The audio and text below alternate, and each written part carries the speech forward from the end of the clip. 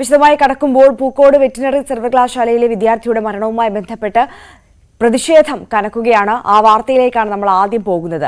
Pookode veterinary സർവകലാശാല വിദ്യാർത്ഥി JS സിദ്ധാർത്ഥന്റെ ദുരൂഹ മരണത്തിൽ പ്രതിഷേധം ശക്തമായി തുടരുകയാണ്. കേസിൽ CBI അന്വേഷണം ആവശ്യപ്പെട്ട് കോൺഗ്രസ് പോഷക സംഘടനാ അധ്യക്ഷന്മാർ നടത്തുന്ന നിരാഹാര സമരം രണ്ടാം ദിനത്തിലേക്ക് കടന്നു. സംസ്ഥാനത്തെ കോളേജ് ഹോസ്റ്റലുകളിൽ നടക്കുന്ന നിയമവിരുദ്ധ കാര്യങ്ങളെക്കുറിച്ച് അന്വേഷിക്കാൻ പ്രത്യേക അന്വേഷണ സംഘത്തിന് രൂപം നൽകണമെന്ന ആവശ്യവും സംഘടനാ നേതാക്കൾ മുന്നോട്ട് വെച്ചിട്ടുണ്ട്.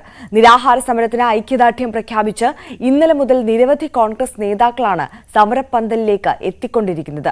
യൂത്ത് കോൺഗ്രസ് സംസ്ഥാന അധ്യക്ഷൻ രാഹുൽ മാങ്കൂട്ടത്തിൽ, KSU സംസ്ഥാന അധ്യക്ഷൻ അലോഷ്യസ് സേവ്യർ, മഹിളാ കോൺഗ്രസ് സംസ്ഥാന അധ്യക്ഷ ജബി മേത്തർ തുടങ്ങിയവരാണ് നിരാഹാര സമരം തുടരുന്നത്.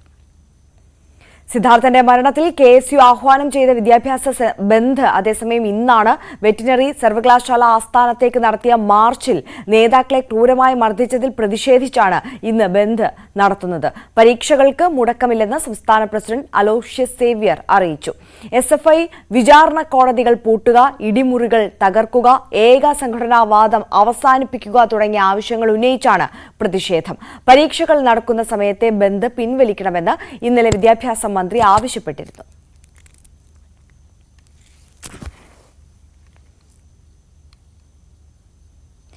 സിദ്ധാർത്ഥിന്റെ മരണത്തിൽ V മുരളീധരന്റെ സത്യഗ്രഹം ഇന്ന്. നെടുമങ്ങാട് മാർക്കറ്റ് ജംഗ്ഷനിലാണ് സമരം നടത്തുക. സംസ്ഥാന സർക്കാർ CBIക്ക് കേസ് കൈമാറണമെന്നാണ് ആവശ്യം. കഴിഞ്ഞ ദിവസം BJP സംസ്ഥാന അധ്യക്ഷൻ K സുരേന്ദ്രൻ സിദ്ധാർത്ഥന്റെ വീട് സന്ദർശിച്ചിരുന്നു. അതേസമയം കഴിഞ്ഞ ദിവസം വയോധികയെ കാട്ടാന ചവിട്ടിക്കൊന്ന പശ്ചാത്തലത്തിൽ അടിമാലിയിലും വലിയ പ്രതിഷേധം കനക്കുകയാണ്. അടിമാലിയിൽ കാട്ടാന ആക്രമണത്തിൽ വയോധിക കൊല്ലപ്പെട്ടതിൽ പ്രതിഷേധം കനക്കുമ്പോൾ കോതമംഗലത്ത് നടത്തിയ പ്രതിഷേധത്തിൽ അറസ്റ്റിലായ മാത്യു കുഴൽനാടനും എറണാകുളം DCC പ്രസിഡന്റ് മുഹമ്മദ് ഷിയാസിനും ഇടക്കാല ജാമ്യം അനുവദിച്ചു. വന്യജീവി ആക്രമണത്തിൽ പ്രതിഷേധിച്ച് മാത്യു കുഴൽനാടനും എൽദോസ് കുന്നപ്പിള്ളിലും ഉപവാസ സമരം ആരംഭിച്ചിരുന്നു. സമരപ്പന്തലിൽ നിന്ന് രാത്രി 10:30ഓടെയാണ് മാത്യു കുഴൽനാടനെ നാടകീയമായി അറസ്റ്റ് ചെയ്തത്. അറസ്റ്റ് ചേർക്കാൻ പ്രവർത്തകർ ശ്രമിച്ചതോടെ പോലീസ് ലാത്തി വീശി. പോലീസ് ജീപ്പ് പ്രവർത്തകർ അടിച്ചു തകർത്തു. പ്രതിഷേധിച്ച പ്രവർത്തകരെയും പോലീസ് അറസ്റ്റ് ചെയ്തു. രമേശ് ചെന്നിത്തല അടക്കമുള്ള നേതാക്കൾ സ്ഥലത്തെത്തി.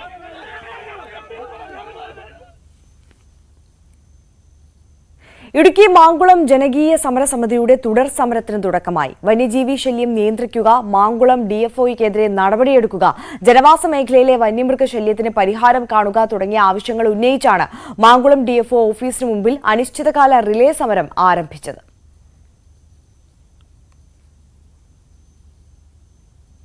കൃത്യസമയത്ത് ശമ്പളം ലഭിക്കാത്തതിൽ സർക്കാർ ജീവനക്കാരും പ്രതിഷേധത്തിലാണ്. സർക്കാർ ജീവനക്കാരുടെ ശമ്പളം പിൻവലിക്കുന്നതിലെ നിയന്ത്രണം ഇന്നും തുടരും. അധ്യാപകർക്കും ആരോഗ്യ പ്രവർത്തകർക്കുമാണ് ഇന്ന് ശമ്പളം ലഭിക്കുന്നത്. ഇന്നലെ police, excise, revenue, secretariat, excise ജീവനക്കാർക്കാണ് ശമ്പളം ലഭിച്ചത്.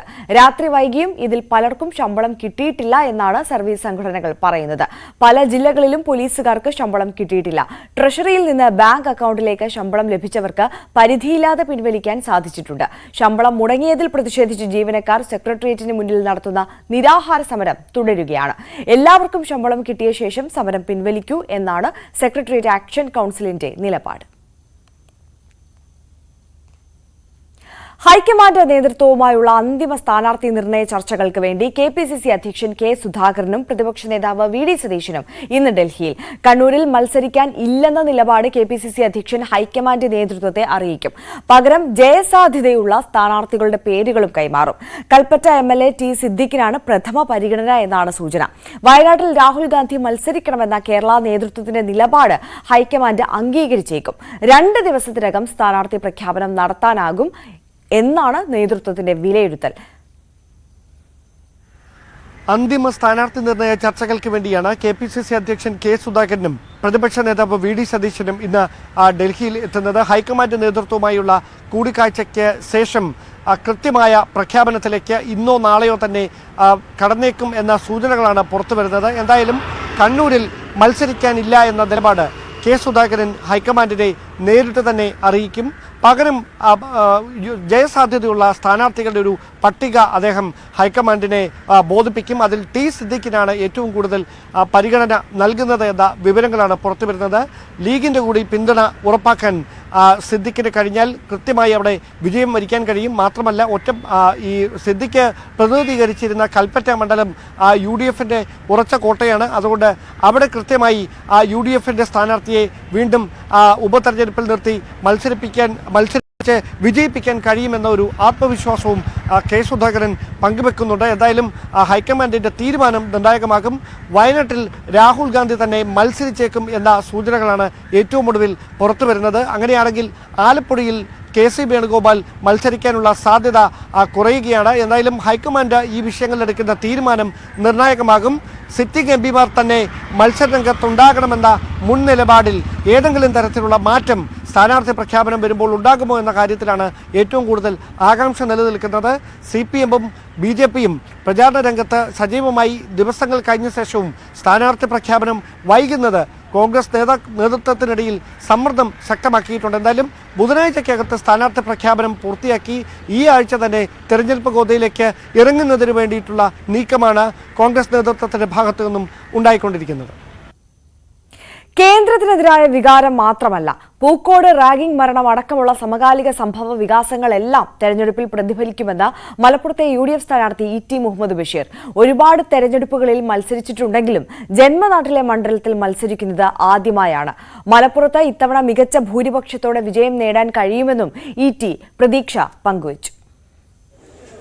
മലപ്പുറത്തെ UDF സ്ഥാനാർത്ഥി ET മുഹമ്മദ് ബഷീർ പ്രചരണം തുടങ്ങിക്കഴിഞ്ഞിരിക്കുന്നു. ഇപ്പോൾ രാവിലെ ഓരോ മണ്ഡലത്തിലെയും തെരഞ്ഞെടുത്ത കേന്ദ്രങ്ങളിൽ ചെറിയ യോഗങ്ങൾ, വൈകുന്നേരം കൺവെൻഷനും പിന്നെ റോഡ് ഷോയും, അത്തരത്തിലാണ് ഈ ഷെഡ്യൂൾ ഉള്ളത്. ഇപ്പോൾ അദ്ദേഹം ഉള്ളത് കൊണ്ടോട്ടി മണ്ഡലത്തിലാണ്, അദ്ദേഹത്തിൻ്റെ സ്വന്തം മണ്ഡലത്തിലാണ്. ഏറ്റവും പ്രധാനപ്പെട്ട കാര്യം, വർഷങ്ങൾക്ക് ശേഷം ആദ്യമായിട്ടാണ് അദ്ദേഹം സ്വന്തം മണ്ഡലത്തിൽ ഒരു ഇലക്ഷനിൽ മത്സരിക്കുന്നത് എന്നുള്ളതാണ്. ബഷീർ സാഹിബ്, എങ്ങനെയുണ്ട് പ്രചരണത്തിൻ്റെ ഈ ഒരു ഘട്ടത്തിൽ? നല്ല ആവേശമാണ്. സ്ഥാനാർത്ഥിത്വം പ്രഖ്യാപിച്ച ആ നിമിഷം തൊട്ട് ഫീൽഡിലാണ്. ആളുകൾ വളരെ നന്നായിട്ട് പ്രതികരിക്കുന്നു. അല്ലെങ്കിൽ തന്നെ UDFിൻ്റെ ഒരു ഉരുക്ക് കോട്ടയാണിത്. പിന്നെ ഞാൻ ഈ നാട്ടുകാരനാണ്. എനിക്കും നാട്ടുകാർക്കെല്ലാം ഇവിടെ തന്നെ വോട്ട് ചെയ്യാൻ എനിക്ക് അവസരം ഉണ്ടാകുന്നതും സ്ഥാനാർത്ഥിയാവുന്നതും നാടാടിയാണ്. അത് എൻ്റെ അരനൂറ്റാണ്ടിലധികമുള്ള രാഷ്ട്രീയ ജീവിതത്തിൽ സായുജ്യം ഉണ്ടാക്കുന്നൊരു കാര്യമാണ്. കാര്യങ്ങൾ വളരെ ഭംഗിയായിട്ട് പോകുന്നത്. എൻ്റെ ഈ ചുറ്റും നിൽക്കുന്നവരൊക്കെ, പ്രത്യേകിച്ച് നിങ്ങൾക്ക് പരിചയമുണ്ട്, ഈ ഭാഗത്തെ ആളുകളൊക്കെ അറിയാം, UDFിൻ്റെ വളരെ മെച്ചപ്പെട്ട പ്രവർത്തകന്മാരാണ്. ഫീൽഡും വളരെ സജീവമാണ്. എന്തൊക്കെ കാര്യങ്ങളാണ് നമ്മൾ വോട്ടർമാരോട് പങ്കുവെക്കുന്നത്? വോട്ടർമാരോട് പങ്കുവെക്കുന്നത് നമുക്കറിയാം. കേന്ദ്ര ഗവൺമെൻറ് ഇന്ന് ചെയ്തുകൊണ്ടിരിക്കുന്ന മതേതര ജനാധിപത്യ വിരുദ്ധ പ്രവർത്തനങ്ങൾ, അതിന് അറുതി വരുത്തേണ്ടതിനാവശ്യം. അത് ചെറിയ വിജയം പോരാ, വലിയ വിജയം ചെയ്തുകൊണ്ട് ആ ഉത്തരവാദിത്വം നിർവഹിക്കണം എന്നുള്ള ആവേശമാണ് ആളുകളുള്ളത്. അത് തന്നെ ഉത്തേജിപ്പിക്കാനാണ് ഞങ്ങൾ കാര്യമായിട്ട് ശ്രമിക്കുന്നത്. പിന്നെ ഇവരൊക്കെ പറഞ്ഞുകൊണ്ടിരിക്കുന്നുണ്ട് സ്ഥാനാർത്ഥിയെ പറ്റിയൊക്കെയുള്ളത്, അതൊക്കെ അവർ പറയട്ടെ. ഏതായാലും നല്ലത് തന്നെ, എല്ലാ അന്തരീക്ഷവും വളരെ സജീവമാണ്. ഈ മറുവശത്ത് ഇടതുപക്ഷത്തിൻ്റെയും BJPയുടെയും സ്ഥാനാർത്ഥികൾ പ്രഖ്യാപിച്ചു കഴിഞ്ഞു. വസീഫാണ് CPM-ൻ്റെ, അതെ, സലാമാണ് UNBC ആണ്. എങ്ങനെയാണ് ഈ എതിർ സ്ഥാനാർത്ഥികളെ കാണുന്നത്? സ്ഥാനാർത്ഥികളെ പ്രശ്നമില്ലെന്നേ, ഇത് ഐഡിയോളജിയാണ്. UDF ഉയർത്തിപ്പിടിക്കുന്ന ചില സംഗതികളുണ്ട്. ഫാസിസ്റ്റ് വിരുദ്ധ സമീപനം. അപ്പോൾ ആ സമീപനത്തിൽ നിന്നുകൊണ്ടുള്ള സംസാരം എന്നല്ലാതെ വ്യക്തി A ആവട്ടെ B ആവട്ടെ നമുക്ക് പ്രശ്നമുള്ള കാര്യം. ഇവിടുത്തെ ഒരു പ്രത്യേകത എന്ന് പറഞ്ഞാൽ ഞാനിവിടെ മത്സരിക്കുന്ന നാട്ടുകാരനാണ് എന്നുള്ളൊരു സന്തോഷം അവർക്കുണ്ട്. അത് വേറെ കാര്യം. അല്ലെങ്കിൽ തന്നെ ഐഡിയോളജിയുടെ ഒരു ഫൈറ്റാണ്. നരേന്ദ്രമോദി വീണ്ടും തിരിച്ചു വരരുത് മാത്രമല്ല, ഇവിടെ നിന്നുണ്ടാകുന്ന വിധിയെടുത്ത് അത് വലിയ തോതിൽ അവർക്ക് ആഘാതമുണ്ടാക്കുന്ന വിധിയെടുത്താണ്. ആ ലക്ഷ്യമാണ്. അത് സിമ്പിളായിട്ടൊരു സംഗതിയാണ്. സമീപകാലത്തുള്ള സംഭവങ്ങളൊക്കെ, ഇപ്പോൾ പൂക്കോട് വിദ്യാർത്ഥി കൊല്ലപ്പെട്ട സംഭവം അടക്കമുള്ള, അതെല്ലാം ഈ ഒരു തെരഞ്ഞെടുപ്പിൽ പ്രതിഫലിക്കുന്നു കരുതുന്നുണ്ടോ? എങ്ങനെ പ്രതിഫലിക്കാതിരിക്കുക? ഞാൻ ഈ തിരക്കിനിടെ അവിടെ പോയിരുന്നു. ഞാൻ വയനാട്ടിൽ പോയി. ഈ കുട്ടീനെ അവർ ആദ്യം ആക്രമിച്ച ആ കുട്ടി പോയി ഒളിച്ച് പിന്നെയും വിളിച്ചുകൊണ്ടുവന്ന് ഗ്രൗണ്ടിലിട്ട അവിടെയൊക്കെ പോയി. ഞാൻ നമ്മളെ MLA ഉണ്ട് അവിടെ. MLA വളരെ ആക്റ്റീവായിട്ട് അവിടെ തന്നെ മുഴുവൻ നിറഞ്ഞു നിൽക്കുകയാണ്. അവിടുത്തെ ഒരു സംഗതി എന്ന് പറഞ്ഞാൽ നിങ്ങൾക്ക് വിശദീകരിക്കാൻ കഴിയില്ല. ആ കുട്ടീനെ കൊന്ന സംഗതി അത് വയനാട്ടിൽ മാത്രം. അതിൻ്റെ ഒരു സങ്കടം എല്ലാ നല്ല മനുഷ്യരിലും ഉണ്ട്. അതിൻ്റെ ഒരു ആഘാതം ഇടതുപക്ഷ മുന്നണിക്ക് ഉണ്ടാകുമെന്ന കാര്യം സംശയമില്ല. അത്രയ്ക്ക് ക്രൂരമായിട്ടാണ് ആ കുട്ടിയെ കൊന്നത്. അവിടെ പോയി നോക്കിയാൽ നിങ്ങൾക്കറിയാം ആ കുട്ടി ഒരു സൈഡിൽ അങ്ങോട്ട് ഓടി അവിടെ അതിൻ്റെ മുകളിലാണ് ആ കുട്ടി താമസിക്കുന്നത്. അവിടെ പോയി വീണ്ടും പിടിച്ചോണ്ട് വന്ന് നിലത്തിട്ടു. അവിടുന്ന് ക്രൂരമായി എന്ന് പറഞ്ഞാൽ മനുഷ്യത്വത്തിൽ കേട്ടിട്ടില്ലാത്ത വിധത്തിലാണ് കുട്ടിയെ കൊന്നത്. അതൊക്കെ ജനങ്ങളുടെ മനസ്സിലുണ്ടാവും. തീർച്ചയായിട്ടും ഉണ്ടാവും. ഇനിയിപ്പോൾ തെരഞ്ഞെടുപ്പിന് ഒരുപാട് ദിവസങ്ങൾ ബാക്കിയാണ്. എന്നാൽ ഇള്ള ദിവസങ്ങളിലൊക്കെ പ്രഖ്യാപനം വന്നിട്ടില്ലല്ലോ, ഡേറ്റ് ഇതുവരെ പ്രഖ്യാപിക്കില്ല. ഇല്ലല്ല, ഏതായാലും ഫുൾ ടൈം വർക്ക് ചെയ്യണം. കാരണം എന്താ അറിയോ, നല്ല വലിയ മണ്ഡലമാണ്. എൻ്റെ നാടാന്ന് വിചാരിച്ച് സ്ലോ ആയിട്ട് പോകുന്നില്ല, വളരെ ഫാസ്റ്റാണ്. എന്നാലും ഉള്ള സമയം പരമാവധി ഒരു പ്രചരണത്തിന് ലഭിക്കുന്നു എന്നത് ആശ്വാസകരമാണ്. അതുപോലെ തന്നെ കേന്ദ്രത്തിനെതിരായ നിലപാടുകൾ മാത്രമല്ല, സമകാലീന രാഷ്ട്രീയത്തിലെ ഓരോ സംഭവവികാസങ്ങളും തെരഞ്ഞെടുപ്പ് പ്രതിഫലിക്കുമെന്നാണ് ഇ.ടി. മുഹമ്മദ് ബഷീർ പറയുന്നത്. കൊണ്ടോടിയിൽ നിന്നും CBN ന്യൂസ് 18. എന്നാൽ UDF സ്ഥാനാർത്ഥിയുടെ പ്രസ്താവനകളെ തള്ളിക്കൊണ്ട് LDF സ്ഥാനാർത്ഥിയും രംഗത്ത് വന്നിരിക്കുകയാണ്. പൂക്കോട് വെറ്റിനറി കോളേജിലെ സിദ്ധാർത്ഥന്റെ മരണം തെരഞ്ഞെടുപ്പിൽ പ്രതിഫലിക്കുമെന്ന ഇ.ടി. മുഹമ്മദ് ബഷീറിന്റെ പ്രസ്താവനയെ തള്ളിയിരിക്കുകയാണ് മലപ്പുറത്തെ LDF സ്ഥാനാർത്ഥി വി വസീഫ്. SFIയെ വളഞ്ഞിട്ട് കൂട്ടമായി ആക്രമിക്കാനുള്ള നീക്കം വിലപ്പോകില്ല. അത്തരത്തിലുള്ള കാര്യങ്ങളല്ല, കേന്ദ്രത്തിനെതിരായ വികാരമാണ് തെരഞ്ഞെടുപ്പിൽ പ്രതിഫലിക്കുക. മലപ്പുറത്തെ NDA സ്ഥാനാർത്ഥിയായി കാലിക്കറ്റ് സർവകലാശാല മുൻ VC അബ്ദുൾ സലാം വന്നത് UDF BJP ധാരണയുടെ അടിസ്ഥാനത്തിലാണെന്നും വസീഫ് ന്യൂസ് 18നോട് പറഞ്ഞു. മലപ്പുറത്തെ LDF സ്ഥാനാർത്ഥി വി വസീഫിന്റെ പര്യടനം തുടരുകയാണ്. രാവിലെ ചെറിയ കൂടിക്കാഴ്ചകളും മറ്റുമാണെങ്കിൽ വൈകുന്നേരങ്ങളിൽ റോഡ് ഷോ ആയിട്ടാണ് പര്യടനം പുരോഗമിക്കുന്നത്. നമ്മളൊപ്പം സ്ഥാനാർത്ഥി ചേരുന്നു. ഇപ്പോൾ പര്യടനം അതിൻ്റെ ആദ്യ ഘട്ടത്തിലാണല്ലോ, എങ്ങനെയുണ്ട് വിലയിരുത്തൽ? വലിയ ശുഭപ്രതീക്ഷ തന്നെയാണുള്ളത്. ഒരു വലിയ ജനപിന്തുണ ഇവിടെ ഇടതുപക്ഷ രാഷ്ട്രീയത്തിന് കിട്ടുന്ന ഒരു സാഹചര്യമാണ് ഇപ്പോൾ കണ്ടുകൊണ്ടിരിക്കുന്നത്. ഇടതുപക്ഷത്തിൽ പ്രതീക്ഷ അർപ്പിക്കുന്ന ഒരു വലിയ ജനവിഭാഗത്തെ കാണുന്നു എന്നുള്ളത് സന്തോഷകരമാണ്. ഈ ഇ.ടി. മുഹമ്മദ് ബഷീർ അവകാശപ്പെടുന്നത് അദ്ദേഹത്തിന് ജന്മനാട്ടിൽ ഒരുപാട് കാലത്തിന് ശേഷം ആദ്യമായിട്ട് മത്സരിക്കാനുള്ള അവസരം കിട്ടി, ഈ നാട്ടുകാരനായിട്ടുള്ള പരിചിതനായ ഒരു വ്യക്തിയാണ് എന്നാണ്. അങ്ങ് കോഴിക്കോട് നിന്ന് വരുന്നല്ലോ, എങ്ങനെ കാണുന്നു ഈ ഒരു വിലയിരുത്തലിനെ? ജന്മനാട് അല്ലെങ്കിൽ മറ്റേതെങ്കിലും, അപ്പോൾ കഴിഞ്ഞ തവണ എന്തായിരിക്കും അദ്ദേഹം പറഞ്ഞിട്ടുണ്ടാവുക? അപ്പോൾ അതിലൊന്നും ഒരു കാര്യമില്ല. ഞാനും ഈ മണ്ഡലത്തോട് ചേർന്ന് നിൽക്കുന്ന പ്രദേശത്തു നിന്ന് തന്നെയാണ് വരുന്നത്. എതിർ സ്ഥാനാർത്ഥിയോട് വീടുമായി ഒരു ചെറിയ വ്യത്യാസം മാത്രമേ എൻ്റെ വീടുമായിട്ടുള്ളൂ. അപ്പോൾ ഇതൊരു എനിക്കൊരു പരിചയമില്ലാത്ത പ്രദേശമൊന്നുമല്ല. SFI കാലത്ത് കാലിക്കറ്റ് സർവകലാശാല യൂണിയൻ്റെ ചെയർമാനായിരുന്നു. അത് മലപ്പുറം ഉൾപ്പെടുന്ന പ്രദേശത്തുള്ളതാണ്. SFI ഭാരവാഹിയും DYFI ഭാരവാഹിയും ഒക്കെ ആയിട്ട് ഇവിടെയൊക്കെ ഇടപെട്ടുകൊണ്ടിരിക്കുന്ന ഒരു വ്യക്തി എന്നുള്ള നിലക്ക് ഇതിലൊരു വേറെ പ്രയാസമൊന്നുമില്ല. പിന്നെ ഇത് ഒരു രാഷ്ട്രീയ പോരാട്ടമാണല്ലോ. ജനാധിപത്യവും മതനിരപേക്ഷതയും ഭരണഘടനയും ഒക്കെ സംരക്ഷിക്കാൻ വേണ്ടിയിട്ടുള്ള പോരാട്ടമാണ്. തിരുവനന്തപുരത്തെ BJP സ്ഥാനാർത്ഥി രാജീവ് ചന്ദ്രശേഖറിന് ഉജ്ജ്വല സ്വീകരണം ഒരുക്കി പാർട്ടി പ്രവർത്തകർ. പ്രധാനമന്ത്രി നരേന്ദ്രമോദിയിൽ ജനങ്ങൾക്ക് വലിയ വിശ്വാസമാണെന്ന് അദ്ദേഹം പറഞ്ഞു. പൊതു തെരഞ്ഞെടുപ്പിൽ NDA 400 സീറ്റുകൾ സ്വന്തമാക്കുമെന്നും കേരളത്തിനും തിരുവനന്തപുരത്തും ലഭിക്കാത്ത വികസനത്തെക്കുറിച്ച് വിശദമായി ചർച്ച ചെയ്യുമെന്നും അദ്ദേഹം പറഞ്ഞു. തിരുവനന്തപുരം മണ്ഡലം പിടിക്കാൻ BJPയുടെ സ്ഥാനാർത്ഥി ആര് എന്ന ചർച്ചകൾക്ക്, സംശയങ്ങൾക്കൊക്കെ മറുപടിയായിരിക്കുന്നു. ഏറ്റവും കരുത്തരായ സ്ഥാനാർത്ഥികളെ തന്നെ BJP ഇത്തവണയും തിരുവനന്തപുരത്ത് മത്സരിക്കാൻ ഇറക്കിയിരിക്കുന്നു. രാജീവ് ചന്ദ്രശേഖർ, എങ്ങനെയാണ് ഈ ഒരു മത്സരത്തെ കാണുന്നത്? അല്ല, ഞാൻ കാണുന്നത് ഈ ഇപ്പോൾ പോയ 10 കൊല്ലം 2014 to 2014 24 ഇന്ത്യയിൽ വളരെ ഡീപ്പായിട്ട് ഒരു ട്രാൻസ്ഫോർമേഷൻ വന്നിട്ടുണ്ട്. നമ്മൾ 2014 5th മോസ്റ്റ് ഫ്രജൈൽ ഇക്കോണമി ആയിരുന്നു. പ്രൈം മിനിസ്റ്റർ നരേന്ദ്രമോദിജി പ്രധാനമന്ത്രി ആകുമ്പോൾ ഇന്ന് നമ്മൾ 5th ലാർജസ്റ്റ് ഇക്കോണമി ആയിരിക്കുന്നു.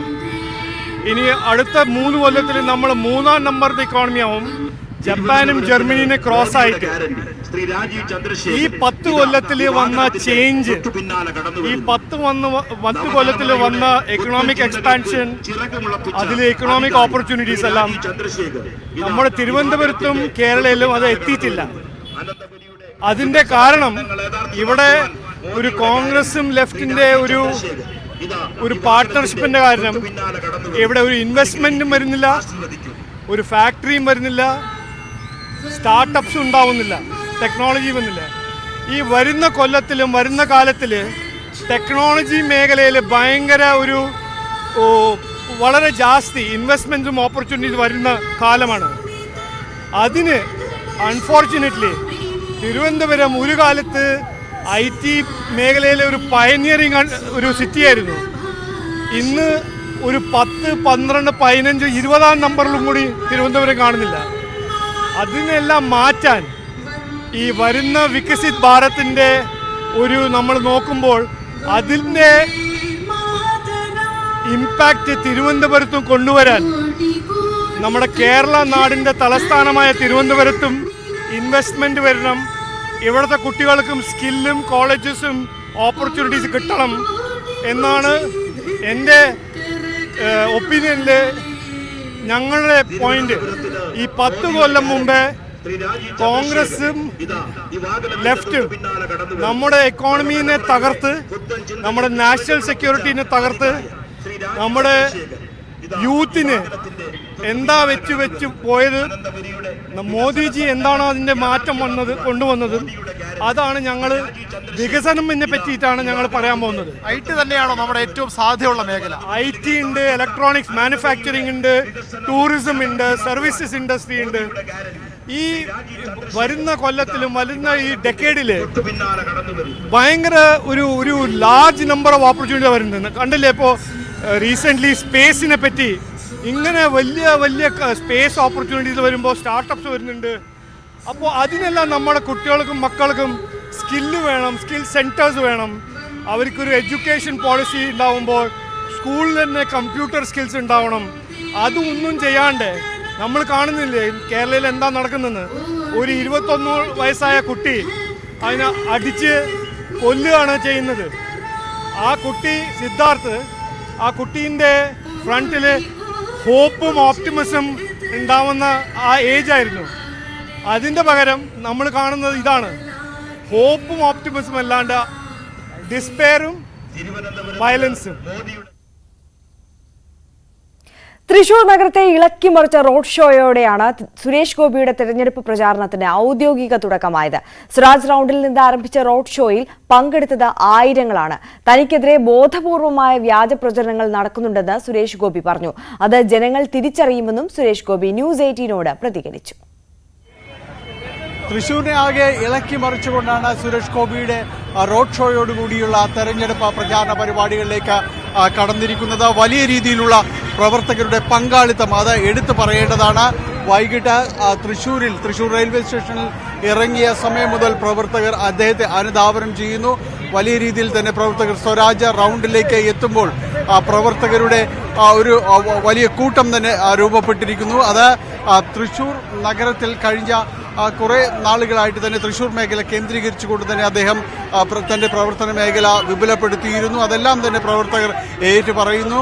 ഇതെല്ലാം തന്നെ തെരഞ്ഞെടുപ്പ് പ്രചാരണ രംഗത്ത് അത് ഗുണം ചെയ്യുമെന്നുള്ള വലിയ പ്രതീക്ഷയിലാണ് BJP പ്രവർത്തകരടക്കമുള്ളത്.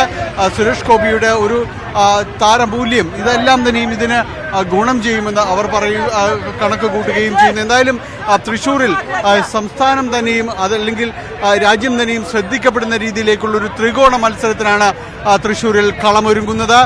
കാരണം ദേശീയ നേതാക്കളടക്കം പ്രധാനമന്ത്രി അടക്കം അമിത്ഷാ അടക്കം തൃശ്ശൂരിലേക്ക് എത്തുന്ന ഒരു സാഹചര്യം ഉണ്ടായിരുന്നു. അത് കൂടുതൽ ശ്രദ്ധ മണ്ഡലത്തിലേക്ക് മറ്റ് സ്ഥലങ്ങളിൽ നിന്ന് കേന്ദ്രീകരിക്കുന്നതിനെല്ലാം തന്നെ സഹായകരമായിരുന്നു. വലിയ ആത്മവിശ്വാസമാണ്, തുടക്കമാണ്. ഇത് ജയിച്ചു വന്ന് ഒരു വിജയാഹ്ലാദ പ്രകടനം നടത്തുമ്പോഴും ഇത് എത്രയോ മടങ്ങായി ആഹ്ലാദവും ആവേശവും വർദ്ധിക്കണം എന്ന് പറയുന്ന പ്രാർത്ഥനയാണ് ഇപ്പോൾ ഉള്ളത്.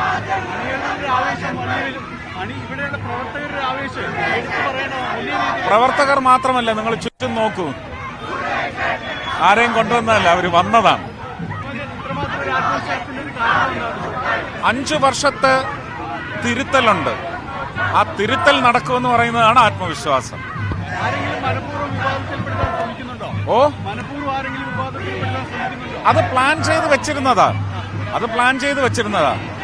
ഞാൻ ചോദിച്ചോട്ടെ, ഇതൊക്കെ ആരെങ്കിലും അറിയിച്ചുകൊണ്ട് ചെയ്തതാണോ? ആരാ ഇത് അറിയിച്ചത്? ഇനി അത് കഴിഞ്ഞിട്ട് പിന്നെ അതിനകത്തിട്ട് തരി പറക്കുന്നതാരാ? വിശ്വാസികളല്ല. വിശ്വാസികൾ ചെയ്യുന്നത് പോലെ ഞാനും എൻ്റെ കുട്ടിക്കാലം മുതലുള്ള ഞാൻ പ്രാർത്ഥന ചൊല്ലുന്നത് കേട്ടിട്ടില്ലേ? ആ പ്രാർത്ഥന എന്ന് പറയുന്നത് ഹൃദയത്തിൽ നിന്ന് വരുന്നതാണ്. എവർക്കൊക്കെ എവിടുന്നാ വരുന്നതെന്ന് അന്വേഷിച്ചോണം. ശക്തിയേറിയ ത്രികോണ മത്സരം നടക്കുന്ന ഒരു മണ്ഡലമായി തൃശ്ശൂർ മാറുകയും ചെയ്തിരിക്കുന്നു. അതോടൊപ്പം തന്നെ ഇടത് മുന്നണി സ്ഥാനാർത്ഥി VS സുനിൽകുമാർ, ഒപ്പം തന്നെ UDF സ്ഥാനാർത്ഥി ഔദ്യോഗിക പ്രഖ്യാപനമാകുമെന്ന് കരുതുന്ന TN പ്രതാപൻ, ഇവരെല്ലാം തന്നെ മത്സരരംഗത്ത് നിറയുന്നതോടെ ശക്തിയേറിയ ത്രികോണ മത്സരത്തിനാണ് തൃശ്ശൂരിൽ കളമൊരുങ്ങുന്നത്. അതിന് റോഡ് ഷോയോടുകൂടിയ ഒരു കടന്നുവരവോടുകൂടി ഇപ്പോൾ സുരേഷ് ഗോപി തുടക്കം കുറിക്കുകയും ചെയ്യുന്നു. തുടർ ദിവസങ്ങളിലും വലിയ രീതിയിലുള്ള പ്രചാരണ പരിപാടികളാണ് BJP ആസൂത്രണം ചെയ്തിരിക്കുന്നത്. തൃശ്ശൂരിൽ നിന്ന് ക്യാമറമാൻ KP ധനേഷിനൊപ്പം ഡാനി പോൾ, ന്യൂസ് 18. വെള്ളാപ്പള്ളിക്കും തുഷാറിനും മറുപടി പറയാനില്ലെന്ന് PC ജോർജ്. കേരളം ഒട്ടാകെ താൻ പ്രചാരണത്തിന് പോകും. താൻ പത്തനംതിട്ടയിൽ മാത്രം ഒതുങ്ങി നിൽക്കേണ്ടവനല്ല. പാർട്ടി തീരുമാനിക്കുന്നത് പോലെ പത്തനംതിട്ടയിൽ പ്രചാരണത്തിന് ഉണ്ടാകും. നേതാക്കൾ സ്വയം നിയന്ത്രിക്കണമെന്ന് K സുരേന്ദ്രൻ പറഞ്ഞത് തുഷാറിനോടെന്നാണ് താൻ മനസ്സിലാക്കുന്നത്.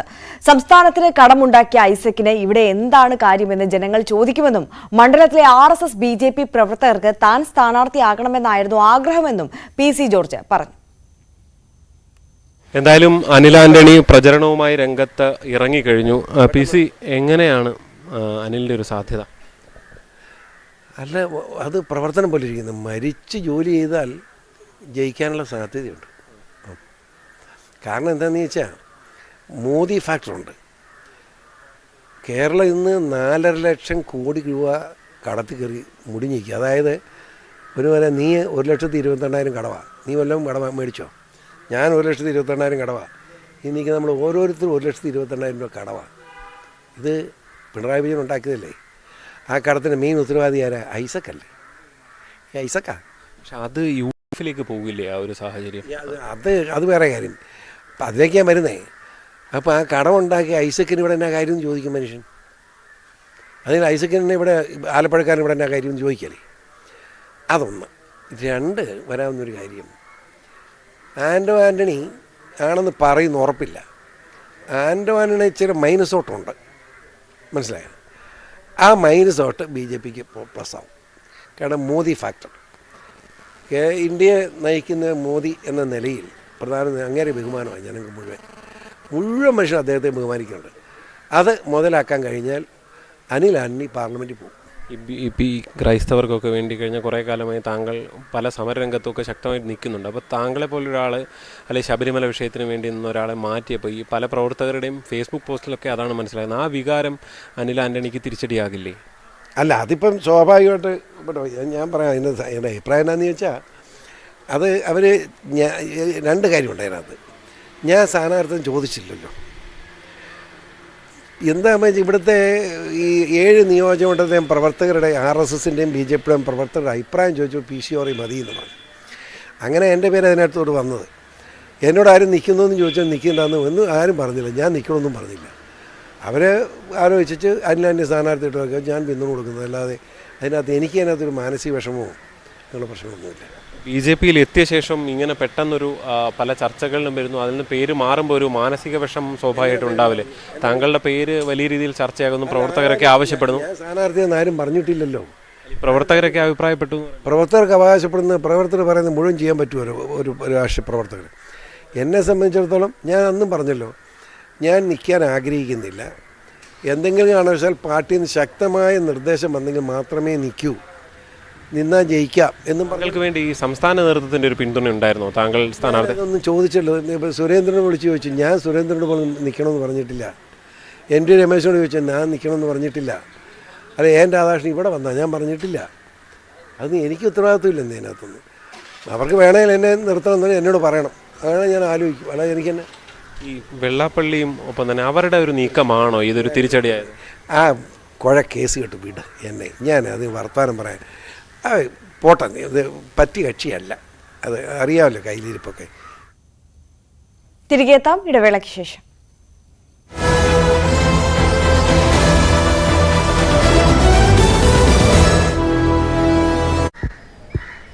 ാവശ്യപ്പെട്ട് ക്യാമ്പസിലേക്ക് MSF മാർച്ച് ജലപീരങ്കി പ്രയോഗിച്ചു. കോൺഗ്രസിന്റെ പോഷക സംഘടനകളുടെ നേതൃത്വത്തിൽ സെക്രട്ടേറിയറ്റിന് മുന്നിൽ അനിശ്ചിതകാല സമരം പ്രഖ്യാപിക്കും.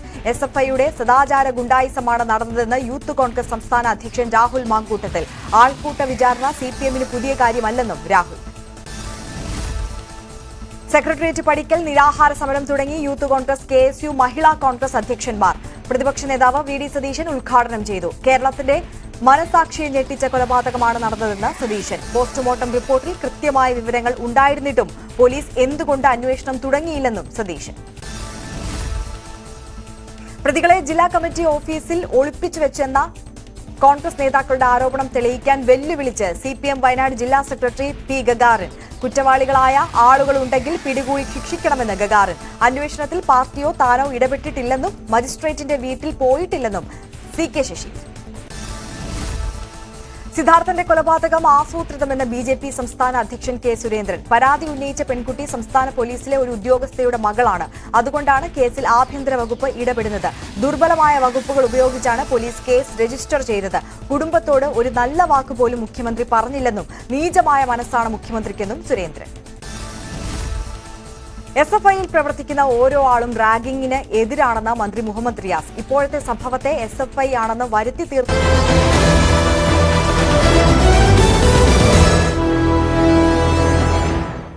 തിരികെ വാർത്തകളിലേക്ക്. പ്രധാനമന്ത്രി നരേന്ദ്രമോദി തെലങ്കാനയിലെ സംഗറെഡ്ഡിയിൽ 800 കോടിയുടെ പദ്ധതികൾക്ക് തുടക്കമിടും. റോഡ്, റെയിൽ, പെട്രോളിയം, പ്രകൃതിവാതകം എന്നിങ്ങനെ വിവിധ മേഖലകളിലെ പദ്ധതികളാണ് സംഗറെഡ്ഡിയിൽ ഏറ്റെടുത്തിട്ടുള്ളത്. തുടർന്ന് ഒഡീഷയിൽ എത്തുന്ന മോദി 19,600 കോടി രൂപയുടെ പദ്ധതികൾ ഉദ്ഘാടനം ചെയ്യുകയും തറക്കല്ലിടുകയും ചെയ്യും.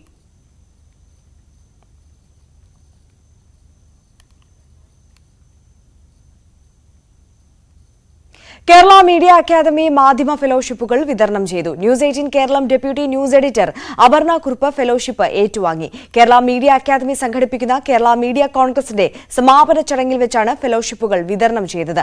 കഴിഞ്ഞ 3 ദിവസമായാണ് അന്താരാഷ്ട്ര മാധ്യമോത്സവം കേരള മീഡിയ അക്കാദമിയിൽ സംഘടിപ്പിച്ചത്. LICയുടെ 3ാം പാദത്തിലെ സാമ്പത്തിക ലാഭവിഹിതമായ 2,441.44 കോടി രൂപ കേന്ദ്ര ധനകാര്യമന്ത്രി നിർമ്മല സീതാരാമന് കൈമാറി. LIC ചെയർപേഴ്സൺ സിദ്ധാർത്ഥ് മോഹന്തിയാണ് ചെക്ക് കൈമാറിയത്.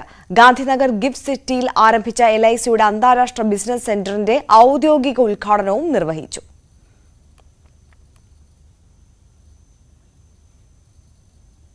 ആദ്യ വാർത്ത പൂർണ്ണമാവുകയാണ്. ഇടവേളയ്ക്ക് ശേഷം സകലമാന കേരളം കാണാം.